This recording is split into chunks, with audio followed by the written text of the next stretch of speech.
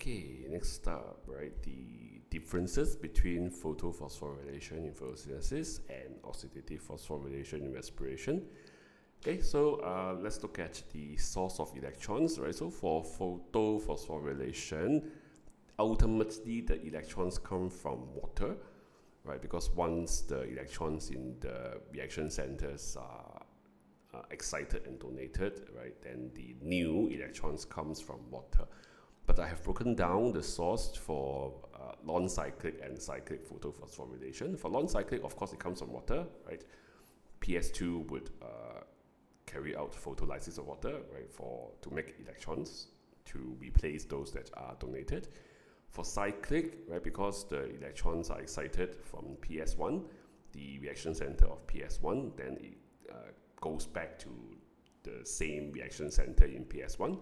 Right, so for cyclic, I put the source as photosystem 1, right, because it's just the same electrons that keep going back to the same photosystem 1.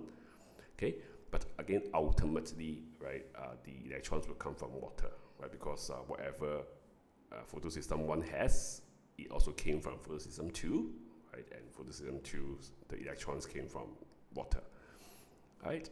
For oxidative phosphorylation, of course, the electrons come from the reduced NAD and FAD, right? So the electrons are from the oxidation of glucose, right? And they are brought to the ETC by reduced NAD and reduced FAD. Okay, oxygen would be a byproduct of photophosphorylation during the photolysis of water. But oxygen would serve as the final electron acceptor of the ETC, right, in oxidative phosphorylation. Okay, for the role of water, okay, so water in photophosphorylation is important because it allows for photolysis in the reaction center of PS2 to obtain the electrons, right, to replace those that are donated from the reaction center of PS2, and there's H plus produced as well, which would eventually accumulate in the thylakoid space to set up that proton gradient, right, and proton motive force. Okay, and for the oxidative phosphorylation, water is a byproduct or when oxygen accepts the electrons and protons, right, at the end of the ETC. Coenzyme NADP, right, for photophosphorylation. As for oxidative phosphorylation, there will be NAD and FAD.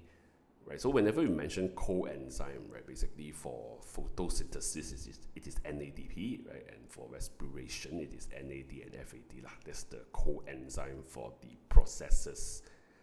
Okay. So NADP, right, in photophosphorylation serves as the final electron acceptor at the end of the ETC. As for NAD/FAD, right, they are the hydrogen carrier, right, that in the reduced form would carry the hydrogen, which means carrying the electrons at H plus, right, to the ETC. Okay, for the conversion of energy, I'm just looking for like energy conversion in terms of like what form of energy to what form. All right, so for photophosphorylation is light energy that is absorbed from sunlight or surrounding light, right, to chemical energy in the form of ATP. For oxidative phosphorylation, it is chemical energy that is stored in the electrons, which is used to make ATP, right? So it's another chemical form of energy. Okay, for the movement of H plus, right, we have the pumping of H plus from the stroma into the thylakoid space versus the pumping from matrix into the intermembrane space. Right, and of course the H plus then diffuses back, right, into the stroma through the ATP synthase as well as into the matrix. Same thing through the ATP synthase. Okay, so the locations are a bit different, and also the direction. If you look at for photophosphorylation, right, thylakoid space is like surrounded by the stroma, right?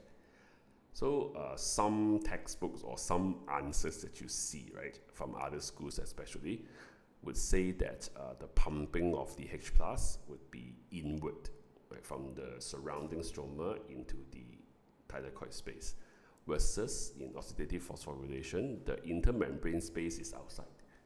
The matrix is inside, right? So some will say that it is pumped outward.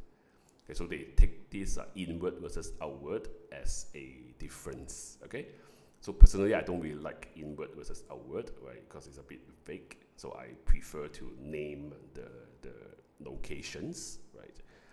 But if the inward outward thing allow you to understand or remember better, then go ahead, right, and remember it as such. I would just prefer a bit more specific answers, yeah, in the exams. Okay. So anyway, right, for the location of the two processes, obviously is in the thylakoid membrane in chloroplast for photophosphorylation, as well as the inner membrane for oxidative phosphorylation. But you can say cristae as well, right, because cristae is just the folding of the inner membrane, right, of the mitochondria, right? So cristae is fine. Okay. For the H plus reservoir, that means where the high concentration of H plus is, right? So obviously there's thylakoid space versus the intermembrane space. Okay, right, quite simple, yeah? As differences between the two types of phosphorylation. Okay.